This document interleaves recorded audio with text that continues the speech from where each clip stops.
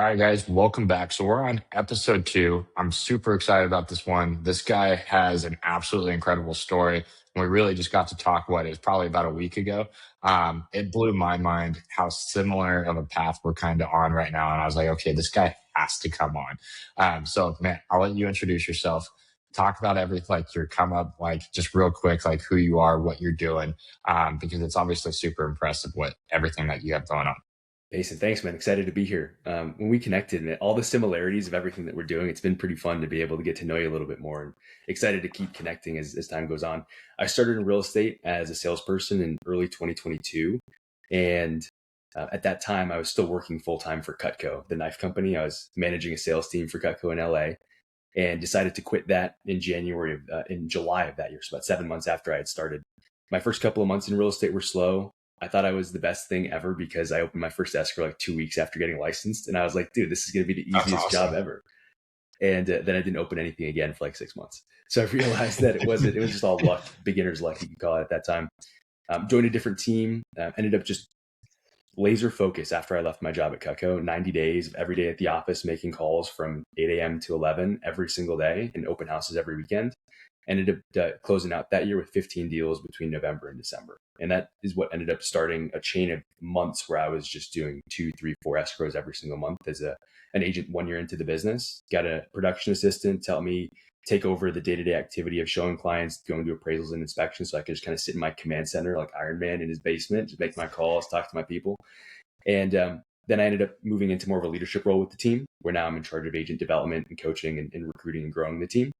And what I noticed was agents are just afraid of making calls. So I built about a year ago, started the idea for a software company called SaySo. And we just launched in the last couple of weeks with our founding user group.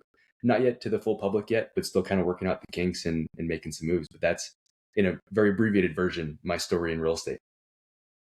It's nuts. It's so cool to like hear. It's cool like to hear someone, getting started in like what you did your first year. And then now you're like in a, management, and you just launched as a second part of the team, right? Because you moved markets. Yeah, I totally forgot to tell that. Yeah. So I was based in Long Beach. Our team is based in Long Beach. We have about 42 agents that are on the team now.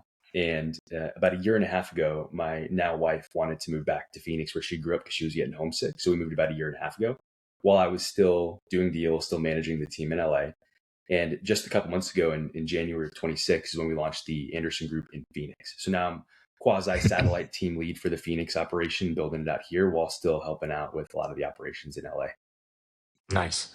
Well, I know a lot of people are probably going to be wondering, like, what do you think exactly is what took you or what got you to where you're doing 2, 3, 4 escrows a month, essentially in like your first year and a half? Because even me, I didn't have stuff figured out. So it was after 2.5 years where I got to that where I'm averaging 3, 4, 5 escrows a month. So to do it in like your first year and a half, like that's obviously super impressive. What clicked, or like what do you think like attributes to that? I know you said you were calling 3 hours a day, but like Yeah. was that solely what it was, or was there additional pieces to that? Yeah, I'm not the type to say this is what you have to do. Like, to have success, you have to make calls. And I kind of don't, when I hear somebody say something like that, it lowers my level of like perceived authority for that person. Of, if Mhm. that is the only way to succeed, then have you tried other avenues? And if you haven't tried other avenues, then that's your flaw as like an authority figure. So I Right. never tell anybody they have to make calls to succeed. I think for me, it was 3 things. The first is the environment. So being on a really kick-ass team with EXP really helped.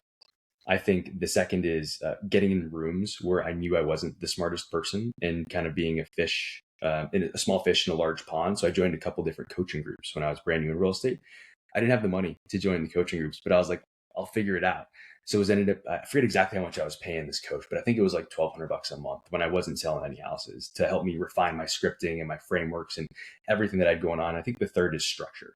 Whether it is calls for somebody or 100 open houses in 100 days like you did, it's all about structure. And so every agent that I talk to, that we bring onto the team, and even that's not on the team, it's more, instead of, hey, this is what you have to do every day, Monday through Friday and Saturday, Sunday, it's, let's figure out what you have capacity to do, like the capacity you have to dedicate to real estate. And in that capacity, let's maximize the time, whether it is making calls, whether it's door knocking, open houses, inbound lead opportunities, social media, YouTube, whatever, you can name it, and it'll probably work in real estate. But the structure around that lead generation process and consistency, I think those are the 3 things that really helped me go from it was 3 deals in my first 10 months in real estate, to then finishing the year with, I did 15 total my first year. So 12 in the last 2 months of the year. Yeah. So all of a sudden you did 6 a month. Yeah. That's nuts. Yeah, I always think so. It's always really interesting, right? Because like a lot of people come to me because they know me for the whole open house thing. And so they think that like my whole thing is like, I'm only going to talk to you about how to build your business with open houses. And it's like, no, look, I have a team of 35 agents. Like, do you think every single one of them wants to sit open houses? Like, no shot. So you have to like, everyone finds their way to do things and build business. Like you did calling, I did open houses. I know guys that built their business solely off of Instagram. There's guys that built it solely off of online leads, like direct mail. There's so many different ways to do it. And it's just finding what obviously clicks for you. But I definitely don't think there's a one size fits all. It's just what can you stick to on a daily basis that you at least decently enjoy doing, right? It's like, because I don't think any of us like, I didn't love sitting 100 open houses in 100 days. I would imagine you didn't love just making phone calls every single day. Some people are psychotic and they like to do that stuff, right? But like, I don't think any of us necessarily love that stuff, but I think we understand it works for us and we keep pushing on that. So were you calling expireds, canceled, circle prospecting? Did you have like a database that you grabbed from the team and you were just following through all those leads? Like, what did that look like? It was a little bit of everything. And to your point of people don't enjoy doing it, one thing that I heard when I was newer in real estate was mastering the mundane. Like doing 100 open houses in 100 days is like a mundane activity. It's like boring, same thing every day type of thing, right? Making calls every day is a mundane activity. Doing your follow-up is a mundane activity, but mastering that mundane is what's going to make you a master of the craft. And then the other thing that I heard there, was, what did I hear? Oh, so we'll skip that. So when I first started on the team and I was making calls, it was a bunch of everything. Actually, that's what I remember. Shiny object syndrome is like the craziest thing in real estate. I could go to an agent and say, dude, I will help you sell 10 homes a year with this magical lead source. You just have to pay me this amount for it. And 9 out of 10 real estate agents are going to cut that check, but they're not going to cut the check for the actual like coaching program that might help them instead of just the leads. And I think that shiny object syndrome is one of those that I fell into that trap as a new agent, which is why it took me 9 months to sell my first 3 houses, right? And it's just, let me try this. And that's why one of the 3 main points, consistency and structure, I think is really important. But when I first joined the team, it was just a bunch of random calls. I started with expireds because that's what every coach said to do at the time was, hey, call expireds every day at 6 a.m. Start calling. I never called at 6 a.m. I think that's crazy, but I never did it. But I called expireds. Yeah, I called expireds at 8 a.m. We're calling FSBOs, we're calling database leads, was circle prospecting. So we were circle on the map, straight up cold calls, and then in the database. So at that time, we had, I forget exactly how many leads we had in the pond with the team at that time, but it was nowhere near what we have today. Today, we have like 80,000 leads in our pond. Back then, it used to be maybe 10 or 15,000, but I was just cycling through like a couple hundred calls a day on my dialer and just waiting to have those conversations with people. It wasn't fun, but got the job done for sure. Yeah, I think that's what you said with shiny object syndrome is the most real thing in our industry. I think I was like doing the math yesterday, funny enough. So when I got my license, my first 2.5 years, I tried starting 5 other businesses at the same time during that time period. I also tried open houses. I tried cold calling expireds, FSBOs, canceled. I tried pay-per-click leads through Boomtown, spent $13,000, didn't make a penny off of it. There are so many different ways that I went and none of it worked. I think I tried creating a YouTube channel and like all of it would have worked if I would have just stuck with it. But it was like you watch or you hear one thing from one agent and it's like, hey, I did this with this. And so you jump over and now you're doing that. And you hear a YouTube video and this guy says, I did this and it got me this. So then you jump over and you try that because you are not getting the result you want and the time you want. And pretty much what it just comes down to is like, you just learn like, okay, it takes time to get these people to do something. Like what I always tell my team is like, you're 90 days, whatever you're doing right now in this next 90 days is going to affect you the next 90 to 180 days later. And that's what like we just have to realize as agents, like it takes time to actually get stuff up and moving. It's not instant. Like I think I was talking to a friend who's a car salesman and like their deal cycle, right? Like it's literally like almost like it's within 7 days, like everything happens. It's like pretty much, and a lot of times it happens within 1 to 2 days. Like they meet the person and it closes within 1 to 2 days. Our deal cycles are probably well over 180 days if you really think about it. Yeah. It's probably 365 days or closer to it between follow up, actually helping the client do the whole process of finding the home or selling the home and so on. So I think that's like the biggest thing. The fact that you figured that out earlier on, and I didn't even. I think it's impressive. Man, it's interesting you say that because, man, this has happened so much this morning. I'm on this train of thought and I just forget what I'm about to say. I do it all the time where I'm like, I'm trying to think about multiple different things and then everything just falls through. Side note, so that's part of the SaySo interface is 5 layers deep of prompts, so you don't forget what you're talking about. Love it. So, I remember. Deal cycles in real estate, man, they're not 2 months, they're not 3 months. They're usually, you said 365. They're usually like 2 years. I think the Zillow stat was the average time that it takes a consumer to transact from their initial inquiry on Zillow to closing is 2 years. That's average. So somebody's going to transact in 4, somebody's going to 4 years, somebody's going to transact in like 2 days. That's essentially what that data means, right? If the average is 2. And so when you think about it, if an agent's not doing follow-up consistently, not checking in with their people, not providing value to their people, they get a lead today. If that lead transacts in 2 years with another agent, that other agent provided value just at that point of conversion for that lead to want to transact. And that one agent capitalized on the last, whatever the delta is, like 1 year and 8 months of the original agent doing the follow-up or kind of priming this lead for that one agent that came there at the right time to transact. And so it's all about providing value to people over the course of their time in your database and being the person that they think about when it comes to buying or selling real estate. Otherwise, you're helping every other agent out except for yourself, you know? I talk about this all the time. Online leads are a thing because we as agents suck at follow up. Because what happens is exactly that. Like, I guarantee every Zillow lead is probably in like 10 to 20 different people's databases at least. And so, like, that's been funny. People are like, Zillow's still in leads. Like, no, like everyone has all the same leads. It's just who happens to be working the lead at the right time when they decide they finally want to do something. And everyone else did all the work up front. So that agent can just hop in and then close that lead because obviously I don't know. Do you guys have Zillow? Are you guys a preferred team? Yeah. Okay. So I'm sure, you know, like we have some that come in and like they literally transact within like a week of meeting them sometimes. Yeah. And it's like, okay, you know that lead was worked on by some other agent or multiple agents probably over the course of the last few years. And then we're the lucky ones.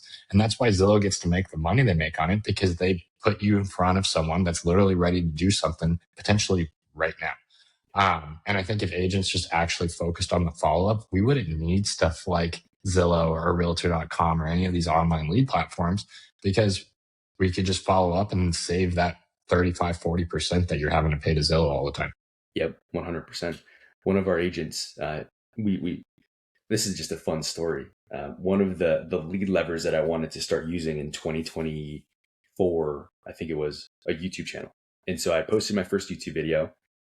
Was like, dude, I hate the editing. So I never went back to YouTube, kind of just let that video sit there. But I spent this money on this introduction video and the cover photo and like some merch for the city. And I was going to be like the digital mayor. And I totally forgot about it, right? One of my friends in Florida just created his own YouTube channel. And I was like, dude, this is sick. I wonder how my video did. Because I never looked at it ever again. 600 views, 40 subscribers, and 8 comments from this one video that I posted years ago that I just saw. And this was like maybe 5 weeks ago. I noticed this. But the crazy part about that YouTube video is those 8 comments or 6 comments, whatever, they only came in the last 9 months. That video's been posted for like 2 years, but the comments only came in the last 9 months. So it's that evergreen type of content. So I brought that to our team and we have 5 agents now starting a YouTube channel and like doing this little like YouTube cohort with them as they kind of build their channel. Our first agent, and she's picked a very specific niche. She picked queer living in Long Beach. So she's gay, she's in Long Beach, and she wants to build this community around that. The first video that she posted and cross-posted it on TikTok, she ended up getting 2 signed buyer broker agreements from this one video. That's incredible. Yeah. That is so cool. That's like you hear like, what's his name? Kyler Ferris in Texas. Mm-hmm. Killer. You know who he is, right? Killer. Like literally their whole business is made off of YouTube. Like they drive and they don't have to get any other lead flow. Like they have an abundance of lead flow just from YouTube. I think it's incredible. I've tried it a couple times, but I've never stuck never stuck with it long enough to actually see it through. But I think that's so interesting too that you said that like this was a couple years ago, and in the last 9 months is when people commented. So like if you would have like thinking about like the compound effect, if you would have been posting once a week, twice a week, or something over the last few years, what that could have turned into, like it could have been something really big. And it was a pretty crappy video, man. Like if somebody would Google it now, just type in Inglewood 360, so the city Inglewood, then 360, you'll see the channel, you'll see the video.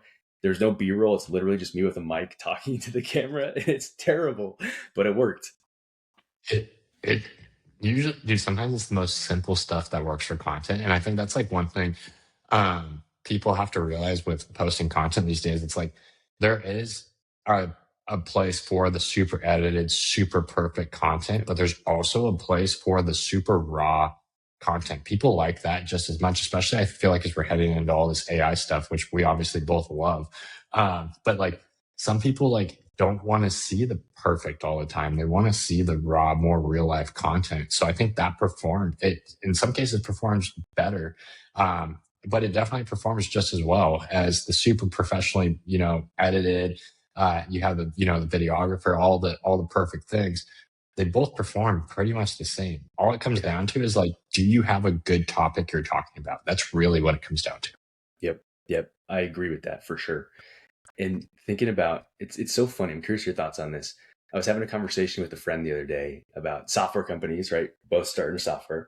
And he was like, honestly, man, software is great still. And at the same time, hardware is coming back. And people are developing these robots and this actual hardware and not just software. So it's funny how we're going kind of backwards in that sense. And I've seen that in real estate too, like going from these really overly quote unquote edited videos to now going back to the raw, just kind of iPhone video recording of yourself in front of a house as a tour, and that blows up on YouTube now or TikTok, whatever you're posting on. Just funny how we're going back to the basics, when kind of the pendulum swung too far, you could call Yeah, I think it goes and it just does that. It just goes like this, constantly back and it. Yeah. forth between the two. And you just have to figure out what works for you. And like I always tell people on my team, like, don't worry about making stuff perfect. Just get something up. Because like that's the thing, like going back to the whole follow-up thing, like it's funny. So I hopped on a call with Leo, our CEO, and he asked me a question, and it was, how are you? What are you doing to have your leads, connected with you on social media? And I gave him this complex answer about how we use YLOPA, and YLOPA does retargeting, does all this stuff, right? Because we do that. And he's like, why don't you just ask the leads to follow you? And why don't you just follow them? This is the CEO of EXP, like just like super simple, just super dumbed down, super basic. I was like, huh. I'm like, that is so simple. But he made a great point of like, imagine if every lead, right, that you have in your CRM followed you on Instagram or Facebook. And imagine like now you're just posting raw, consistent content. They see you doing stuff all the time. That's like following up with people. It literally is 100%. another form of follow up. But people don't think about it that way. And Yeah. people overcomplicate it. I overcomplicate it. Now it's just, I just ask people, hey, what's your Instagram? Yep. And then we follow each other. But it's just that simple. But I thought it was so funny coming from someone that high up, in the industry saying, why don't you just ask to follow them? And I love Not the some point. super complex. I never thought about it like that. It's like obviously the part that I hadn't thought of is every time you post, it's like a form of follow up. That's awesome. Yeah. So as soon as he said that to me, I was like, oh, like that's how you stay top of mind. Cause like I have friends that tell me all the time, they're like, dude, I open Instagram and I just see your face every time I open Instagram. Why can you not do that with your leads in your CRM now? Yep. Facts. 100%. So super interested. I want to pivot over to what you're doing with SaySo because I think this is a super cool product. Like I think this is going to help real estate agents a ton. I know I have agents on my team that hate making phone calls because they're worried about the little things throughout it. So break down what you're doing with this, what exactly, like how it works. Because I'm sure people like, especially as soon as you start pushing this out more, dude, like this is going to be huge. I'm super excited. And I think it's going to help so many agents. So SaySo is real-time conversation intelligence designed for realtors. as a realtor, I was in that hell of prospecting every day where you have a scripts binder in front of you. You have TikTok or Instagram going to the other hand. You have your notebook on the other side, and you're just kind of dialing through your list. Or the other side is you don't want to make the calls. So you're kind of doing a little bit of everything to not make the calls. Either way, it has to happen at some point. So you're either going to reluctantly do it or do it with like a half-assed preparation. So what SaySo is real-time context-based guidance for agents while they make calls. So on the Okay. screen, we have a few different features. One of the features is it understands the conversation and it understands that the goal is to book a next step. So based on what the prospect says and what the agent says and the goal of booking a next step, SaySo is going to prompt different questions to potentially ask to help the agent ask better questions. Even it'll help them handle objections. If a prospect objects with the war happening or rates or inventory, whatever, SaySo will have a really customized prompt based on what that prospect has said to help the agent better guide that conversation to get to the next step. So that's just a high level of what SaySo is. And there's a few other features and products that are bolting into it, but we've had some amazing success with we have about a dozen agents on it right now, a dozen agents so far. What was it that you texted yesterday? I forget the stat that you told me about an agent. They dropped their average like conversations per appointment set rate to Yeah. what? I forget Yeah. what it was. So Yeah. The 30 days before she used SaySo, she was at 3.6 conversations to booked appointment. So it took 3.6 conversations for her to book one appointment. Now using SaySo, it's dropped to 1.4. 1.4 conversations per booked appointment. It's insane. yeah, it's incredible. You just cut the work in half. Or if Yeah. you just want to keep the same output, you just double what you're doing with it. Yeah. And that's the thing. It's either the opportunity is there for agents to either be more efficient with the time that they put in and be able to potentially quote unquote work less, but produce the same, or work the same and produce a metric F ton more. Yeah, that is so cool. That's so impressive. When do you think this is going to be something that people are readily, able to use and start? Yeah. Yeah, I think so. Right now, SaySo is available for Mac operating systems only. We're developing it specifically to refine the products and make sure that we debug it really with our first initial users. Anybody today could go onto the SaySo website, book a demo with me to download it. I think in the next probably 6 to 9 weeks, maybe 6 to 12 weeks, is where we're going to have Windows be developed so we can start working with both operating systems, then bring into team plans so teams can start using SaySo. So I think in the summer is a fair estimate for when it would be mass available, and we'll do like a big launch and we'll like plan it over a couple of weeks. Right now, it's really just the agents that either I reach out to, that reach out to me, or that find us organically that we're getting set up with it. That's so awesome. I think it's one of the coolest things. Do you have people on your team using it right now too? And are they just like eating it up? I would imagine. Yeah, yeah, and I love consumer psychology. I love sales, and I love really good sales skills, like the way that people have conversations and ask questions. I love it. So when I'm in a really great conversation with a salesperson and I really appreciate their questions, I'll just stop and tell them, dude, this is really great. And if it's really bad, I'll stop and tell them, come on, dude, like this kind of sucks. And I'll tell people that because I really love the craft and the science and the art of sales. And so we've crafted SaySo with that in mind, with it just being everything that I've learned, consumed, and everything that I see out there of good tactics, bad tactics, and bolted it in. And our agents are getting so much better results. So we have another agent that increased his phone efficiency by 12 times, Peyson, 12 times from conversation to booked appointment. And so we're seeing some incredible results, but it's not just the like output that's really awesome. It's the confidence that it's instilling in agents that's pretty cool too. Being able to see a new agent who hasn't ever made calls before come in and start making calls in their first 10 days on the team, never having made a call before in their life to somebody cold, and being able to see them just kind of dive in and then take the entire onboarding process. And now he's ready to do open houses and showings. And he's been on the team for like, at this point now, 3 weeks. And he's only been on the team 3 weeks. Now he's ready to do all this stuff because of that confidence that it's instilled in him. Like, I can do this myself. That is so cool. That is so cool. Now, obviously, so you're helping. I think it's sick that you build a product that's helping agents, right? And then you do that on a daily basis with your team. So odds are you're probably talking to a ton of agents on a daily basis. What do you think is what's working best for agents right now to grow their business? It really depends on what they want to focus on. The number one thing is just consistency. We talked about this at the very beginning. Whatever they pick, they just got to stick with it. And it doesn't matter what it is. I read something a couple years ago that there was this book, I think it may have been Think and Grow Rich or another book kind of around that time. It said in that book that it takes 20 days to build a habit or 21 days to build a habit. And I'm sure you've kind of heard that Yep. too. That was true back then when the book was written. I'm a firm believer that now, with all of the distractions we have, like my phone 2 feet away from me, TikTok kind of right there, right? The TV over there and whatever else we have going on, it doesn't only take 3 weeks to build a habit now, but it takes like 60 to 90 days in my mind to like really see results from anything and build a habit. So if somebody's doing something new, a major key to success is if they're doing something new or installing a new system, or they have a system that they're using, but they're not seeing the results that they want. Cool. Keep going. You got 60 more days, dude. Like, keep going and keep doing that same thing over and over and over again, and it will work. Guaranteed 100% it will work. So I think that's a big key to success for agents today, is finding what they want to do for the prospecting and sticking to it for a significant amount of time.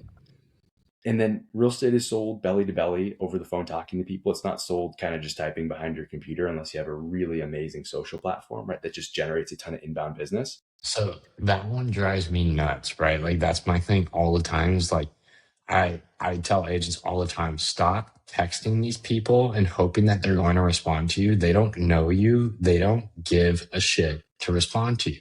Yep. Like you're not going to get anything out of them, learn anything about them by texting them and hoping that they respond, because you're only going to get a few texts out of them anyways. Give them a phone call. If you get them on a 5 to 10 minute phone call, you're going to learn so much so quick about the person by just picking up the phone and dialing them. Like they're already sitting in your CRM. Like why? I think even me personally, like my last few weeks, I have 3,500 leads in my personal database. Not like the absolute most, but it's a decent amount of people. Yeah. I was realizing like how many people I had that I hadn't touched base with in like 60 plus, 90 plus days. And it's like, oh my gosh, like these are just dead leads. Mm-hmm. So I just literally started, I'm just making it to where, okay, I'm going to call through 10 to 15 new people every single day that I just haven't touched base with. Not going to text them, just going to call through. And it's like, oh, wow, like I'm finding deals out of the blue that I had no idea about because I'm just picking up the phone and building rapport with people. Yep. And I think some agents might be listening to this, Peyson, and they're thinking, well, Peyson's been in the business for years, and he has a database of 3,500. And Kuvaal's got this database on this team of 80,000 or whatever the number is. I think if somebody's thinking that and they're listening to this, go to your phone, scroll to the bottom of your contacts, see how many you have in there. And it's probably a couple of hundred, if not a couple of thousand already. That's your database. So call like 10 of them, like you're doing. Call 10 of them a day, and you're going to see a world of difference. So it's funny. I made a video yesterday, posted it. I was talking about how if you have 500 people between your CRM and your contact list, there's a good chance that 5% of those people are going to do something. And that's 25, it's 25 people and at an average commission of even 8,000, which is low for your price point, and it's even low for mine. But even at an average commission of 8,000, it's 200,000 a year in gross commissions. Yep. Like that, we probably all have an untapped 25-ish deals that we could all hit that we're all missing unless we're doing it. Yep. And then it's like, okay, and then you think about it, if you're a good agent, right? That one person, odds are, probably knows 4 to 5 people that are going to do something too within the next 6 months to a year. So what if then one person, you got really dialed with getting a referral out of them, and each person brought you a deal? Yep. Now it's 50 transactions. That's 400K in gross commissions. And obviously this could just keep spiraling. But I thought that was such an interesting concept. Like everyone has 500 plus contacts between their phone and their CRM. Like even if you're a brand new agent, it's like you probably have close to 500 contacts. Maybe you have 50 people in your CRM. Cool. Start working through all of them. Odds are you're going to find something in it. Even if it's only one, it's like, cool. What would you do with an extra $15,000 right now? Yep. How would that make you feel? Yep. 100%. Man, it's so funny. I was just talking to our team about this, and I had a talk with another team yesterday. Agents are so much more excited about chasing a new lead than they are about calling the existing database that they have. And one of our agents told me this a couple weeks ago, and I don't think I ever thought about it before he told me, but he was like, he's been making a bunch of calls in the pond. He hasn't been claiming any inbound leads for a couple of weeks. He opened an escrow from somebody in the pond, and on the call when he was telling me that he was opening escrow, I kind of just asked, like, hey, I noticed you weren't claiming any new leads. Like, are you focused on the pond right now? And his response was, dude, why would I spend an hour prepping for something, like driving another hour to go meet them, for them to tell me in person hey, I already have an agent, or I don't want to work with you. When instead I could be making 300 calls over the course of those like 6 hours that it took to prep, drive, meet the person, talk to him, get home. Why don't I just make that many more calls and go through much more people in my many more people in my database to get more answers? And when he said that, I was like, dude, I love you. It's basically what I told him over the phone. I know, but can I have him come speak to my team? So funny enough, like when we first got on Zillow, like we had everyone on Zillow because we just needed it, right? Like there's no like, hey, you had to wait so much time. Now we have it to where an agent on the team has to be on the team for 90 days and go through proper training steps, everything before they have access to Zillow. I have this kid on my team. Literally, he's a kid. He's 18. Gets his license, right? We tell him exactly that. We say, hey, we need you to go through the pond consistently. This kid, I think he's 4 months in. I think he's closed 5 transactions now. Dude, that's 4 great. of those are pond deals. Incredible. Like just pulling leads that everyone else thought, oh, they're not good leads. He's pulled 4 out of. And this kid's 18 years old. It's incredible. I love it. Like he has technically everything stacked against him. He's the young guy. He's brand new. He's not receiving any new leads. Like he has like everything technically stacked against him. And this guy is crushing it. So then what was awesome too is like what he learned is by the time he got on, right, to receiving the online leads, he thought, okay, these are nice. And he's super thankful for them, but he still goes through the pond leads all the time because he knows he could go exactly like you're saying, go make a few hundred dials and pull people out of it that other people forgot about. And then back to what we were talking about earlier, like people take months or years at a time. Some of these leads have been sitting for months to years at a time. Maybe they weren't ready back then, but guess what they are? They're ready now. Yeah. And people forget about that. Yeah. Man, I love this conversation. This is awesome. Yeah, I know. It's great. Well, it's great being able to talk to someone that is running in the same, like we're literally doing pretty much the same stuff, which is hilarious. So the fact that we're technically so close in proximity and everything, like you're from Long Beach and even Phoenix, it's still only 3.5, 4 hours away. It's such a trip, like to get to meet more people doing similar stuff. Yep. I agree 100%. With your guy in the pond, what is the conversation like with him? Kind of frame the question a little bit more. With our team, before somebody gets on Zillow, they're supposed to go into the pond, book and complete 3 appointments with pond leads before they can get turned on, because when they get onto Zillow, it's going to be the same stuff. They're getting inbound leads, but they need to still continue to prospect and follow up. So I'm curious, in those 90 days before somebody gets turned on to Zillow leads with this new kid that you got on the team, what's that conversation like? Is it, hey, this is your opportunity to prove yourself? It's kind of like, hey, this is your opportunity to prove yourself. And I tell everyone, like, look, odds are there's at least 1 transaction in there right now that no one's touching that you can grab onto and go claim. And like to a brand new agent, right? Like, I mean, and really everyone should, but to a brand new agent, especially, they're going to say, okay, I just need to find that one deal. And what I've learned with doing this now is like, we get to see who that agent is and what their career is likely going to look like based on how consistently they go through that pond and actually work it. Do they call 10 to 20 leads and then give up and say, oh, this doesn't work? Or do they do what this kid does, who he's literally gone through every lead now? Because he'll just call through like just our Zillow pond, which is 1,500-ish leads. He's gone through that now multiple times. Like he's completely called through that now numerous times, and he's been able to pull deals out. So like, it's more of like a test for us to see, is this someone that really saying that they're going to do actually what they're saying, or are they going to fizzle out? So, because we don't want to give people stuff, like these leads are obviously expensive, right? Like I remember when I was spending 10 to 15,000 a month on Zillow leads, whether they closed or not, because we weren't a preferred team. So it's like, people don't understand that these leads, like their average cost, if you were to pay for them, is $850 to $1,500 per phone call. Like literally just for the phone call. So like you have to show people like the value of this first, in my opinion now, rather than just tossing them into it, because then they take it for granted. And then that's why they don't follow up with the leads. Agree. 100% agree. Yes. So that's how we've kind of worked it. So like we have a few different things that they have to do now in the first 90 days. Some is setting open houses. Some it's showing up to all the trainings. It's showing up to all the meetings. It's calling through the pond. There's multiple things they have to do. to actually make sure that they're ready for that. We make them go on multiple showings. They have to do multiple things because it's like we don't want to just drop someone straight into go work a Zillow lead that maybe literally, because obviously some are ready to transact today. Like we don't want to go stick an agent that just got his license yesterday. He gets a Zillow showing today. That Zillow showing happens to want to write an offer, but this guy's so green that he has no idea what to do. He drops the ball. Yeah. That doesn't it doesn't just cost him money. It costs the team money. It costs, the whole account. We have metrics that we have to hit. There's so many things that can happen. So just making sure we're actually taking our time to help that agent grow and appreciate it. And then those ones do way better. Yeah, 100%.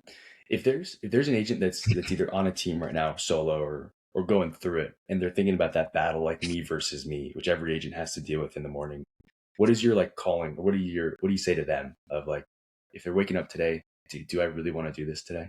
Me versus me. What do you say? So I think it depends really on what your long-term goals are, because that's what I had to go through a couple of years ago. It was 3 years ago. I went through that exact thing on a daily basis. And what made me figure out, okay, I want to keep doing this was I broke down, I wanted to make $1 million a year. And I was starting to apply for other jobs. I was breaking down how long it would take and the possibility of it to get to where I'm making $1 million a year in some type of corporate job. And then I looked at it, if I just really locked in on being a real estate agent, how likely was it that I'd make $1 million from that? I broke down the two, and the timeline was so vastly different. And towards being a real estate agent in favor, I was like, why would I not push towards that? So for me, I'm super money driven, but I think it's you have to figure out why you're doing this and what you're working towards. And you have to lean back into that. And then, like you said in the beginning, surround yourself with people that are doing what you want to do. As soon as I figured out, okay, yeah, this is where I need to be. Maybe I hate it right now. I don't like how it's going. But if I lock in and I actually really focus, not just say I'm focusing, not just say I'm working 40 hours a week, actually truly work the 40 plus hours a week. And then I'm surrounding myself with guys that are making 7 figures a year selling houses. There's no way it's not going to work in your favor. So that was what it was for me, was figuring out, why am I doing this? Why do I really want to do this? And who can I surround myself with to remind myself when I get into that space in my head where I'm okay, I hate this. I could go talk to them and remind myself, okay, everyone has to go through this too. It's not just me. Yep. I love it. A great answer. So that was exactly what I went through. Literally to a T what I went through. I was applying for jobs and I was like, okay, I either go and work a regular job, and I don't have a degree either. So it's okay, I probably would have had to go back and get a degree to get to that point where I'm really making that kind of money. So it was okay, I'm going to sell real estate. I'm going to buckle down, and I'm just going to build a business and do whatever it takes. And I think if you have that mindset, it's going to happen. I think a lot of people though get into this business thinking that it's going to be easy. I thought it was going to be easier too. Then realize it's not easy, right? And then they get stuck in this trap of where they're not doing much, but they're also not doing the daily things they need to be doing. They're not performing the way they need to perform. And then they don't want to listen to people that are performing either. They don't want any type of advice, even if when they ask for the advice, right? They don't do what they need to do. And I think that's the biggest issue. Yeah. Many times when I feel like agents, maybe not many times, sometimes when agents are asking for advice, it might not be the right ask, and they might be trying to find something but instead of them asking it in a way that's making them want to find something, they're asking for advice. So they're asking the wrong questions. And then they ask for this advice, and we give them the advice that they ask for, and then nothing ever happens because they didn't actually want that advice to begin with, Yeah, no, a lot of times they don't want the advice. That's the thing. A lot of times, I think all of us, I know I've been the same way in the past. Sometimes our ego just totally gets in the way. We're too prideful. We have too big of an ego, and you have to learn to be the small fish in the really big pond. I think that's what I like about what our group is, here at EXP. I like that there's a guy doing $1 billion a year with his team. I like that that's what I have to look up to. So I personally, my market, there's some incredible agents and some incredible teams out here. I do not compare myself to a single one of them though, because they're not doing what that guy's doing. Mm-hmm. So I'm not like, I always say, like, I'm not in competition with my market. I'm in competition with that guy. Mm-hmm. Like, and that's what my mind is focused on. And how do I get to where I'm doing more like that? Like, if you could focus on what whoever you're wanting to be like and what they're doing, figure out how to reverse engineer that. Like, that's what I think to me is like, that's what allows me to grow. I'm not focused on what the guy next to me is doing because he's on a similar path or he's doing kind of the same thing. So I don't give a shit if I'm 150 transactions and he's 145 and I have to just beat him. It's like, no, I want to go and find a way to get to that 1,000 transaction guy. I don't care what the guy doing, what the guy Yep. next door is doing. 100%. And that's powerful. That's powerful when you can see that person that's ahead of you, even an agent in an office or an agent on a team right now. If they can find that agent that's ahead of them or the number one agent, put the target on that person's back and go after it. Like, don't stop Yeah. until you get it. So I in the beginning, I had when I first started the team, I had a hit list, is what I called it, and it was every team that I wanted to pass out here in my area. And I literally would cross off their team as I went through. And then it got to the point where now it's like, okay, now I have to focus on it, the Kyle Whistle. So now it's like, okay, how do I focus on him and get to where I'm doing that? Like, how can I start moving my name through the charts on a much bigger scale? But like, I love having something like a hit list. Like, I want to know exactly who I have to pass, Mm-hmm. and it's not like, and I'm all for it. Like, I'm not one of those guys either where it's like, I'm not going to share what's working. Like, I'm all for helping everyone, but I want to beat everyone. Like, and it's just my competitive nature. I just want to win and I want to win for me. Like, I don't necessarily I don't care to say, hey, I beat you. Like, that's not my thing, but I want to be the best for me. Like, cause I'm just always like, what's next? How do I grow bigger? How do I do better all the time? That's literally what my brain does 24/7. Man, I'll tell you, one of the biggest, I think it was this month in April, one of my biggest you call it my favorite nuggets from this month was when you and I first spoke. And I asked you a question about something like, why do you have this mindset, or what is this mindset that you have? And it was something like, dude, this could change my life. So why not do it? Why not go all in on it? And I've had that in my head, just that idea in my head since we first talked. And I absolutely love it. Why not? Like, why not do it? Dude, I've felt at so many different things, like so many different things. But like the team, right? Like, so when I started my team, everyone told me not to start the team. I had other massive team leaders tell me not to start the team. Like, if I didn't start the team, we wouldn't be having this conversation. I wouldn't be doing what I was doing. And yeah, it was a massive risk, but like it paid off. Mm-hmm. Like it paid off and now it's growing and it's opening so many other facets now for different things. Like we did this, we launched the mastermind, like we just launched the app, like we're doing all these different cool things that I would have never been able to do otherwise if I hadn't taken that risk. And at that time, it really was just a why not? Like, who cares? I'm in my early 20s. What's the worst that's going to happen? I'm going to fail. And then I go and pivot and do something else. So that's always my thing. Like, try something. And if it fails, cool. Pivot to the next thing. Like, don't like just give up and like surrender all altogether. There's something that can change everyone's life. Like, I didn't think growing up, like, I didn't have friends and family that ran businesses. I didn't have friends and family that were in real estate or anything, but I saw it as an opportunity that could change my life. And now, like, it's crazy. I got my mom to get her license just under 2 years ago. My dad's now a home inspector. So like I'm involved in like everyone now in my family within the business. And then my wife works for my mom as her assistant. So like everyone has something to do in real estate, which I think is the coolest thing. So like I've not only impacted just my direct life, I've also impacted now my family's lives just by going after what I wanted to go after. I love it, man. That's awesome. That's so cool. Yeah, it is cool. If you okay, well, let's wrap it up here.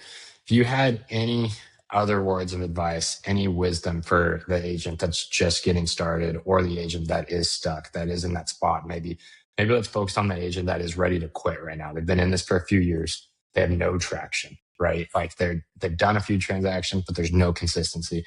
What would you say to them today to where hopefully they get off their that seat of defeat right now and go out there and just get it? The first thing I would ask him to think about is why you got into the business to begin with. What was that vision that you had for yourself? The person that you saw doing it, the commission check that you might have envisioned. Like, why did you get into it to begin with? Think about that. as you then think about the rest of the day, rest of the week, rest of the month, and figure out what you need to do every day that you haven't been doing, but you know you need to do. Any agent, I firmly believe that any agent right now that's thinking, hey, this might not be for me, there are things on your to-do list that you just have purposely, intentionally not checked off your to-do list. And if you check it off your to-do list and actually do it, you'll feel so much better and your business will grow 10-fold, 20-fold, 30-fold, whatever that's going to be. So think about why you wanted to get into the business to begin with. Focus on the plan. Surround yourself with people that are doing what you wanted to do and more. Find the right organization to be part of and get in rooms where you're not the biggest fish in the smallest pond. I love it, man. Where can people find you? Where's the best place for people to find you, reach out to? Best place to find me is Instagram. That's at Kuvaal, my first name, Kuvaal with an underscore. And then SaySo is at Ask SaySo. Yeah, people are going to have to try that. I'm excited to try it. Like, I think my whole team needs to be on it. So I'm Stoked. excited we need to talk about it and get that figured out, I think, because I think my whole team needs that. Like, Hell yeah. For sure. So, dude, thank you so much for your time. This was awesome. I love this. We'll have to do another one too, obviously in the future. So Yes, sir. this was awesome. Sometime soon. Sweet. Thanks for having me. Yep, absolutely.